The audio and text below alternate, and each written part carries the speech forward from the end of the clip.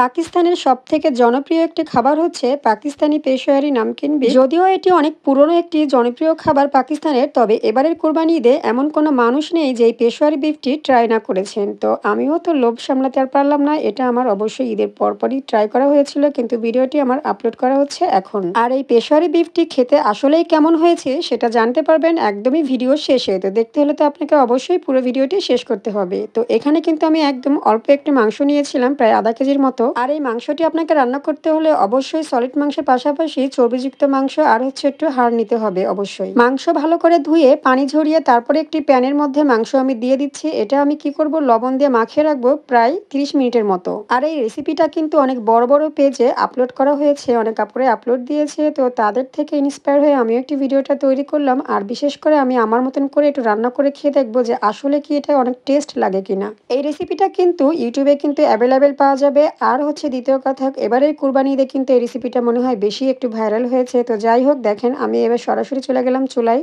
এই রেসিপিতে যা যা মশলা লাগবে সেগুলোই এখন দেখতে পাবেন। তো এখানে আমি 5টা বড় বড় সাইজের রসুন দিয়েছিলাম আর 4টা আমি পেঁয়াজ দিয়েছিলাম। আর এখানে আমি একটা ভুল করেছি, পেঁয়াজগুলো মাঝখান থেকে আমি একটু ফালি করে দিয়েছিলাম, মনে করেছিলাম যে সিদ্ধ হয় কিনা, তো ওটাই আমার ভুল ছিল আর কি। তারপর 4 থেকে 5টা বড় বড় সাইজের আলু দিয়েছিলাম। আর এখানে আমি 2 চামচের মতন কালো গোলমরিচ দিয়ে দিব।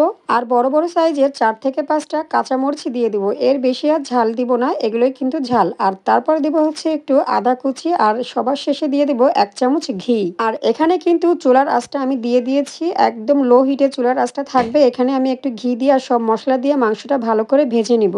হালকা আছে একদম মাংসটা ভেজে নিতে হবে ঘি দিয়ে। আর এতে হবে কি, মাংসের কাঁচা গন্ধটা একদম চলে যাবে। তো সবার শেষে আমি 2টা টমেটো দিয়ে দিব।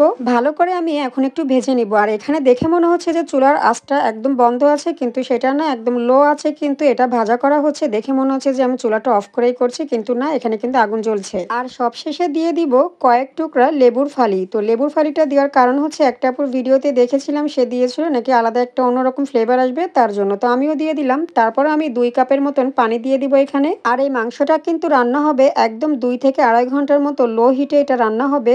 সবকিছুই আস্ত থাকবে, কিন্তু সবকিছু ভেতর থেকে একদম সফট নরম হয়ে যাবে। আর এখানে আমি যে এখন ঢাকনিটা দিব, সেখানে কিন্তু আমি উপর থেকে একটু আটার খামির করে নিয়ে চারিদিক থেকে দিয়ে দিব। তারপর নিচ থেকে পুরো আটকিয়ে দেবো। এটা অনেকে ফয়েল পেপার দিয়েও করে, কিন্তু আমি এটা আটা দিয়েই করছি।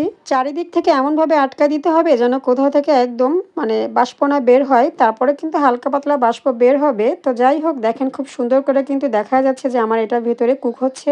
আর এই যে দেখেন হালকা পাতলা বাষ্প বের হচ্ছে, এতেই কিন্তু পুরো ঘরটা গন্ধে মোমো করছে, সুন্দর একটা ঘ্রাণ বের হচ্ছে আর কি। তো আমি কিন্তু 2 ঘন্টা পর ঢাকনাটা উঁচু করে দেখেছি যে ভেতরে কেমন কি হয়েছে, কিন্তু সবই আস্ত। তবে ভালো করে কিন্তু এটা কুক হয়েছে, একদম সফট হয়েছে সবগুলো, একদম এতটাই নরম হয়েছে যে মাংসটা হাত দিলেই ছিঁড়ে আসতেছে এরকম অবস্থা। আর ওই যে প্রথমে একটা কথা বলেছিলাম যে পেঁয়াজগুলোকে মাঝখান থেকে ফালি করে কেটে দিয়ে আমি একটা ভুল করেছি। সেটা হচ্ছে কি, ভেতরে আমি যখন ঢাকনাটা উঁচু করে দেখি যে পেঁয়াজগুলোর কোনো অস্তিত্বই নাই, আমি একদমই খুঁজে পাচ্ছি না। তো এটাই ছিল আমার সব থেকে বড় ভুল।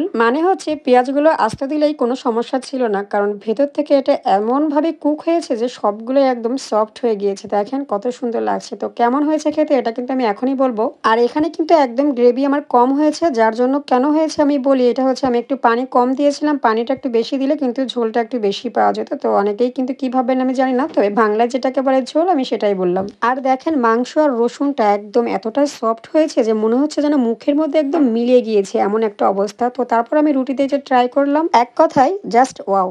আমি খেয়ে রীতিমতো অবাক যে এতটা মজা লাগতে পারে মশলা ছাড়া এটা। এটা আপনার খেতে হলে অবশ্যই রুটি দিয়ে খেতে হবে। রুটি দিয়ে খেলে কিন্তু আপনি অবশ্যই অনেক মজা পাবেন, আর পোলাও ভাত দিয়ে। সবার কাছে ভালো নাও লাগতে পারে, তবে যারা চান তারা কিন্তু একবারের জন্য হলেও ট্রাই করে দেখতে পারেন, অবশ্যই ভালো লাগবে। তো আজকে এই পর্যন্ত, আল্লাহ হাফেজ।